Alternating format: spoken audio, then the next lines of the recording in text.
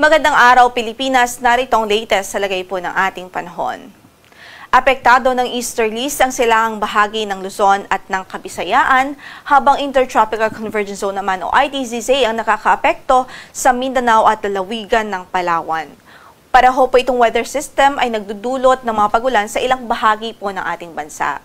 Samantala, update muna sa low pressure area na minomonitor natin. Huling nakita po ang sentro nito sa layong 1,150 kilometers silangan huyan ng Eastern Visayas. So as of now ay nasa labas pa po ito ng ating area of responsibility, but in the next 3 hours o ngayong umaga din ay inaasahan nating papasok po ito ng PAR. Nakikita po natin sa latest analysis natin ang magiging projection po nitong LPA ay lalapit at tatawid po ito sa Northern Luzon. At ang pinaka-early na posibleng approach nito sa landmass natin ay sa araw po ng Biyernes. At dalawang posibleng senaryo na nakikita po natin dito sa low pressure area. Una, possible po na mabuo ito o ma-develop into a tropical depression bago pa man po ito lumapit sa landmass at bago pa ito tumawid ng ating landmass. And yung second scenario, posible pong mabuo ito after na o pagkatapos po nitong tawirin ang ating kalupaan.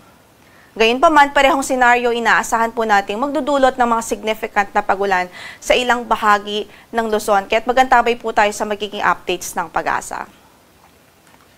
Para naman sa magiging lagay ng ating panahon sa araw na ito, dito nga po sa Catanduanes, Albay, Sorsogon ay inaasahan po natin ang maulap na papawurin na matataas na tsansa ng mga pagulan at pagkidlat pagkulog dahil po sa easterlies. Samantalang sa Metro Manila at natitirang bahagi naman ng Southern Luzon, dito sa Central Luzon at maging sa Northern Luzon, asahan po natin ang mga localized thunderstorms, especially sa hapon at gabi dahil din sa easterlies.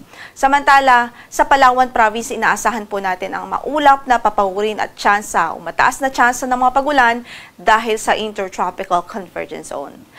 Ang magiging pagtayo ng ating temperatura sa Metro Manila ay mula 24 hanggang sa 33 degrees Celsius, 17 to 25 degrees Celsius naman sa Baguio City, 25 to 32 sa Laoag City, 24 to 33 sa Tuguegarao, 25 to 31 degrees Celsius sa Legazpi City, habang sa Tagaytay ay 23 to 29 degrees Celsius.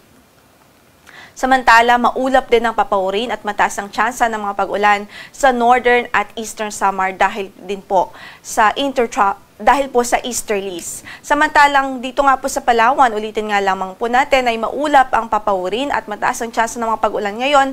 Actually, nakikita po natin na as of now ay inuulan po itong lalawigan ng Palawan. Malakas na mga pagbuhos dahil din po sa Intertropical Convergence Zone. Samantala, sa natitirang bahagi pa po ng Visayas, asahan natin ang mga localized thunderstorms, especially in the afternoon or evening dahil sa easterlies. Habang sa Mindanao naman ay bahagyang maulap hanggang sa maulap din ang papawurin at may tsansa din ng mga kalat-kalat na pagkidlat at pagkulog any time of the day dahil sa Intertropical Convergence Zone. Saan man ang lakad ng ating mga kababayan, abiso pa rin natin at advice natin magdala po ng payong at mga pananggalang sa ulan dahil posible pa rin po ang mga localized thunderstorms even doon sa lugar na hindi gaano kaapektado ng mga malawakang pag-ulan. Samantala, para sa pagtayo ng ating temperatura sa Tacloban, from 25 to 31 degrees Celsius, sa Iloilo, 25 to 33 degrees Celsius, 26 to 31 degrees Celsius naman ho sa Cebu, 24 to 31 degrees Celsius sa Kalayaan, 25 to 32 sa Zamboanga City, 24 to 30 degrees Celsius sa Cagayan de Oro, 25 to 31 degrees Celsius sa Davao City. At sa ngayon ay wala naman po tayong gale warning na nakataas sa mga bahagi ng ating mga baybaying dagat. Banayad hanggang sa katamtaman ang magiging pag-alon ng kondisyon ng ating karagatan.